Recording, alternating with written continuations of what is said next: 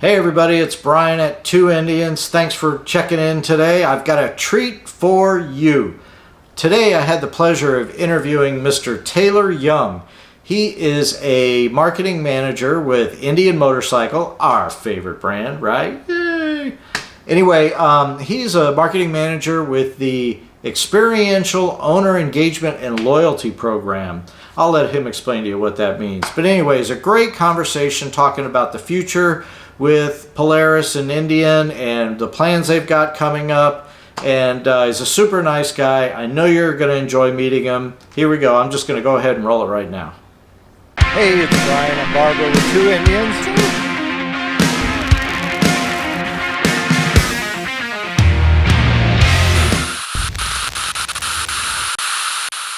So I am really excited today to have Taylor Young with us. He is the marketing manager and experiential owner engagement manager. So what does that mean, Taylor, first of all?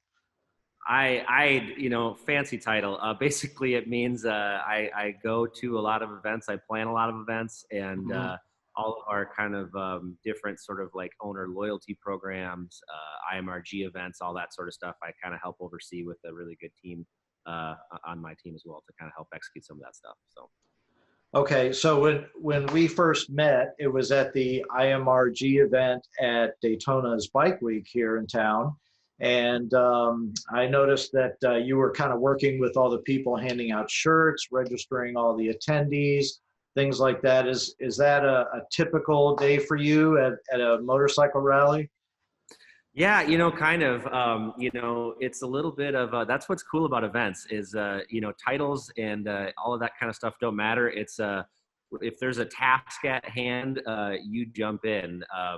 But yes, in a Daytona or a Sturgis or whatever, in that sort of situation, particularly for the owners event, I kind of, help kind of orchestrate it all and bring it all together. But then, we have, dozens of staff that come down from the office that kind of help, kind of see it through and execute it. And the biggest thing is just having people to talk to people. We kind of sit in our cubes a lot of the time. I get to travel a lot normally, which is nice, but a lot of the other folks on the team don't get to travel as much. And so when we have big events like that, when we can do them, to bring them down and get to talk to owners is actually a really rewarding experience for us, and we get a lot of good feedback from it. So. Oh, that's great. Yeah, I noticed that everybody there was really open to talking with all of the attendees, which is something that as an attendee, just a regular guy that, goes to these types of things, we want to have that connection with the people that are behind the brand. And so we're really happy to see that. And I'm glad that you guys realize that that's something that's important to us. Yeah, totally. I mean, hey man, like we're still a relatively young brand. We have a lot to learn. We've come a long way in the last 6 years, but honestly, like you'd be surprised at the amount of just like suggestions or like, owners aren't afraid to call us out on our crap too. Like if, something's not right or if they don't like something, they'll let us know. And honestly, you'd be surprised at how much of that we get. And we will internalize it. Like when we get back from Daytona, we say, hey, an owner, made this suggestion, like, let's do this. And we get a lot of just improvements to programs and things like that through those sorts of events. And the same thing from our dealers too. I mean, we do kind of like a dealer town hall where we bring kind of all of our dealers in and some of it is them, yelling at us, but some of it's also saying, hey, you did a really good job there. And so we like to take moments, no matter, from who it is to take the opportunity and make improvements. And hey, man, we'll take the smack on the back when we're doing okay too. So. Sure. So when you're at one of these events, the event that we attended, the IMRG event, was just, basically a couple of hours on a Saturday afternoon, but obviously the rally goes on for the whole week. So are you in town for the whole week, or do you head back home and get back to work on the next project, or how does that typically work out for you? I'm in town for the week and then some. We kind of for Daytona and Sturgis, those are the big ones. The big week Sure. ones. We're down there for probably 12 to 14 days, along with the really with an extensive team to kind of help set everything up. But yeah, I mean, ahead of those big events, it's usually 4 to 6 months or so worth of just planning. I mean, everything from picking venues, getting invites and communicating to ordering porta potties for our Sure. place. Getting So the menu straight, all of that stuff. it's everything. Yeah. Yeah. Yep. So yeah, I'm usually down there the entire time. Yeah. Do you It's ever get fun. any time off? Do you get to get out and ride or attend a show or go visit vendors and things like that also? We do, yeah, and we work with a lot of partners, obviously, in the industry, and so guys like, whoever, if it's Carey Hart's there, or Brian Clock, or Roland, or whoever, they're all kind of down there, and so that's what's great about the motorcycle industry is our industry really comes to life at events. Everybody's usually there, and so you actually get a lot of business done, but we also get to have some fun too. We have hundreds of bikes down there sometimes. And, after hours, all of us ride and we bring our gear and, Oh, cool. we'll really early. In Sturgis, we usually like to get up really early, like, maybe, 5 in the morning and get on some of the roads before it gets too busy and we can start. Yeah, we all ride and we all get to enjoy it. Yep. All right, cool. How much time do you typically spend on the road and traveling to events? Is that like a constant thing for you, or is it just like the main events that you're doing IMRG stuff? For me, thankfully, I'm not on the road as much as I used to be. Right. Been kind of working my way up, which has been great, and the company's been awesome. We do have some of our demo drivers, guys that drive this truck here. It's currently parked because we're not doing events right now. But they're on the road, probably 280 to 300 plus days a year. Really hitting the pavement and doing a really good job for us. But for me, it's pretty much just travel to the big ones now. So Good. In a normal season, once or twice a month. How has all of this COVID stuff affected your midterm and long-term plans for rallies and other events? Do you have like a quick response team, so as things start to open up, you're going to be ready to go, or is it going to take you a while to ramp up? Yeah, we were thrown a wrench. This was back on, I think it was March, like 9th or 10th. We got the call saying that we had to shut everything down in Daytona. And ever since, at that time, it seemed like a huge decision. Like, oh my God, we're shutting down Daytona early. And now looking back, it's like, that was a small decision compared to everything else that's sort of happened since then. Yeah, and all the events, canceled. So yeah, to address, going forward, we've basically been on hiatus from events. Obviously there's not events for us to go to, and we want to make sure that we're being safe and, taking customers and employee safety, obviously very first and foremost. That said, I will say, starting early June, we're actually starting our demo truck program back up. We're going to have wheels turning on trucks, going to dealerships. And we got about 25 stops in June, and a few more than that in July. So things are starting to slowly shake loose, and obviously that comes with its own set of new circumstances and new protocols that we have to do, and the team's working through that. And so the nice thing with riding is you can, once you're on the bike, you're socially distant. That part's pretty easy. It's just making sure, like, we got the the wipes on site to wipe down iPads, making sure bikes are staggered 6 feet apart, all that kind of simple stuff. But Right. yeah, the nice thing is we're pretty agile, so we're able to get back at it somewhat quickly as the country starts to open up a little bit. Is that whole demo truck operation part of your department, part of the owner experiential department? Yep, it is. Okay. All right. Okay. So that brings up a question, and this literally just came to mind for me. So I think it was October. Yes, the end of October was the Panama City Beach Rally. Okay. Mm-hmm. And the Challenger had not been introduced yet. And so I rode from Orlando up to Panama City because I knew, like, this thing is going to drop any day now. So I'm thinking, that Challenger has to be on the truck, because as soon as it drops, they're going to be pulling it out at the next stop. And I go up to the guys there at the demo truck. Guys, come on, is the Challenger on their truck? They're like, can't tell you. So the big question is are you guys hiding a Challenger in there? We're not. You are not. Everybody says it's going to be debuted on Tuesday, right? Correct. Right. So if it's going to be debuted, I was thinking, okay, well, it's just going to show up at the next demo, right? It would make sense that there may be one hiding around, but with all the secrecy and no secrecy. Right. It's impossible to Yeah. determine. And in this case, It is not here. it is not here. Doggone it. But literally 4 days later in Knoxville or wherever it was next, it was there. And so A, is that the same truck? B, was it on that truck? I want to know. I can say with certainty it was not on that truck. There were two different trucks. Oh, The one that okay. was in Panama City, and the one I think you're right. I think it was Knoxville, or it might have been Chattanooga. That demo stop happened right after our IMRG Jack Daniels ride, and we teased the bike at that ride. Uh-huh. And that driver was at that ride, so he actually took the bike and had it right afterwards. But whenever we have a big launch like that, FTR was another example. The product guys are like, don't even put them on the trucks. Like, we're not even going to risk it. Yeah, sure.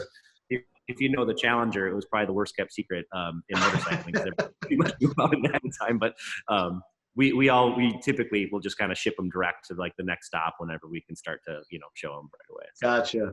Well, the FTR showed up at Daytona Bike Week, and it was part of the IMRG event, which I didn't get to go to. And so I was really hoping it was going to be at the Bike Week or Biketoberfest when it was here, but I guess it was still too soon. It wasn't able to get on a truck and get out. Is that? Yeah, or I was it think completely scheduled. I think Biketoberfest happened before we launched the Challenger, if I remember right. Yeah, it was. Yeah. Mhm. Yeah. So That's mid-October. Yeah, and we launched it towards the end of October there. So yeah, they don't, unfortunately, they don't let us pull those bikes out before the general public knows about them. All right. Well, it's funny. You led right into the next question because when the Challenger and the FTR came out, ahead of time, for months, like you said, it was the worst kept secret, right? We saw all this stuff. I guess it's leaked, not leaked. I don't know. But we haven't heard or seen anything lately at all about potential new product. What do you hear that's coming down the pipe? I mean, I'm sure there's stuff in the works, right? Oh yeah. There's stuff in the works. Obviously I can't speak to any of it. There's some exciting stuff. The whole kind of COVID world, throws a lot of stuff in the loop just from supplier standpoint. I mean, there's so many different chains of things that kind of get delayed. So, timing on certain things is a little fluid right now. But usually in the back half of the year, you start to start hearing from us and new things kind of coming through. So. We got some good stuff cooking in addition to some cool little updates from current stuff too. So on the new bike front, I'm going to ask a couple more questions on this. Man, everybody that I talk to really wants to see a mid-size cruiser, like a Fat Boy style, but still with the bigger motor with the 116. Any word, if anything like that might be coming down? I can't say, to be honest with you. And I mean, to tell you the truth, for people like in my position, I hear rumors like everybody else. I really don't get brought in until about maybe 6 to maybe sometimes 12 months in advance. So, okay.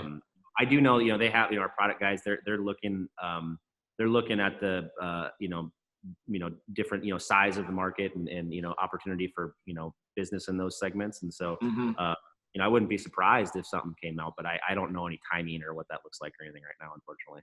Right. I'm sure they probably go, oh, hey, by the way, Taylor, we got a new bike coming out next month. You need to get ready for it.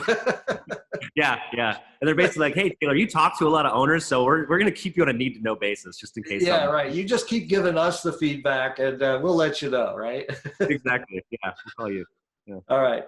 So on the Challenger, I know that some parts are starting to come out, some performance parts, things like that. We've seen the new intake show up. Obviously, the slip-ons were out pretty quickly right away. I'm kind of interested in, because this platform seems perfect to me to be a long-distance cruiser, right? It's got the huge tank. It's built for comfort, that liquid-cooled engine with tons of torque and horsepower.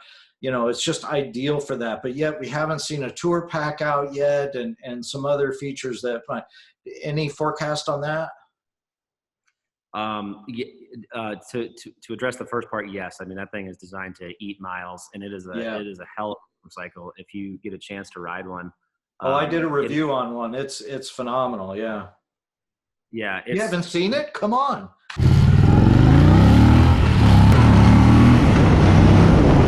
Wow, wow, wow. That was good. You can tell he was blown away also. It's pretty damn incredible. So I don't want to overstate it, don't want to oversell it, but it's freaking amazing. You'll figure it out for yourself because it's like, yeah, right.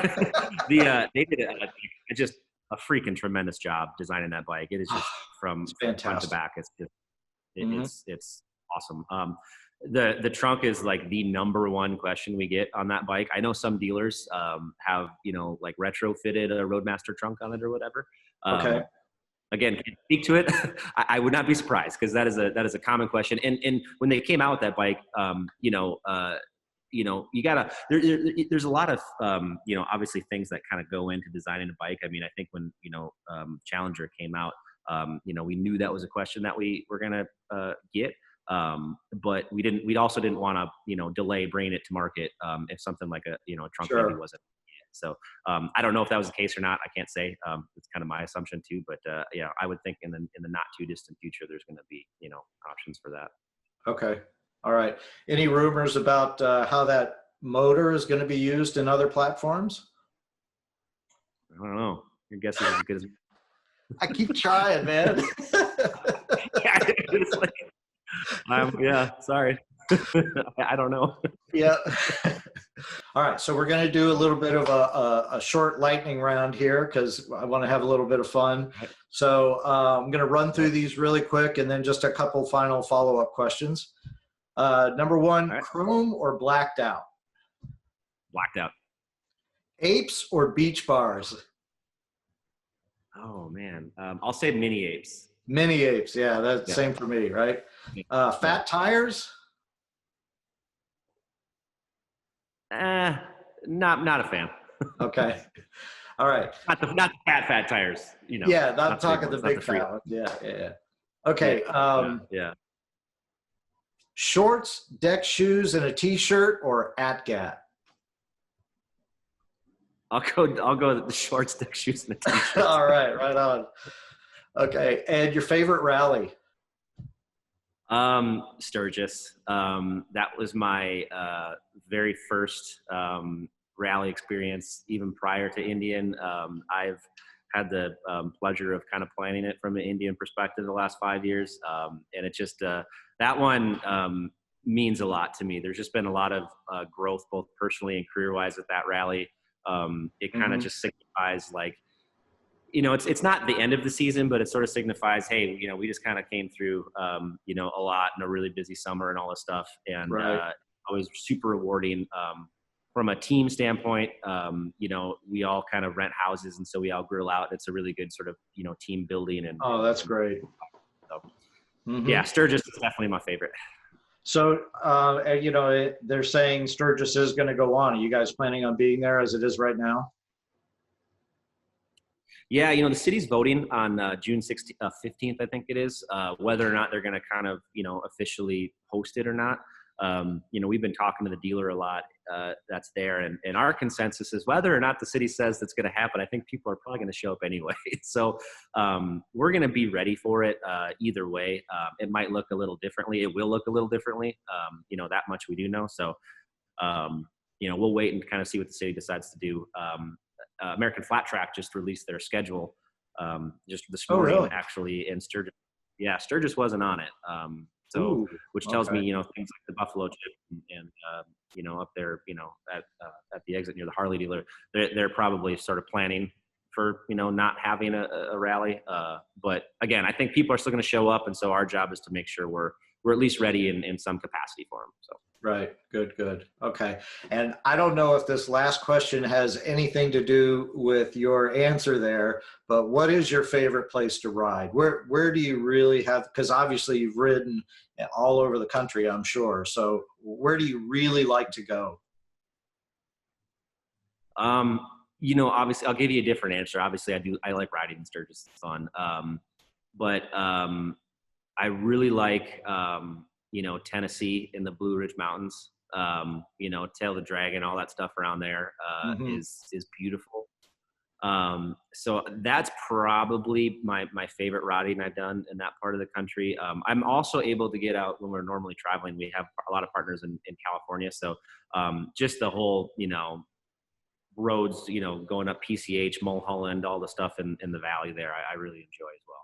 Yeah, I've never had a chance to experience that, but I can tell you, being in Florida, the Blue Ridge and the Smokies, they're right up the street from us, kind of.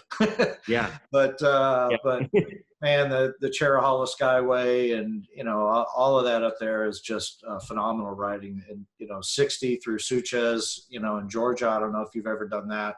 That's just fantastic. Absolutely great riding. Yeah. Right. Okay. Well, put that on your list then. Yeah. Yeah, for sure. Yeah. There's a lot I haven't done yet I need to do. Yeah. Okay, cool.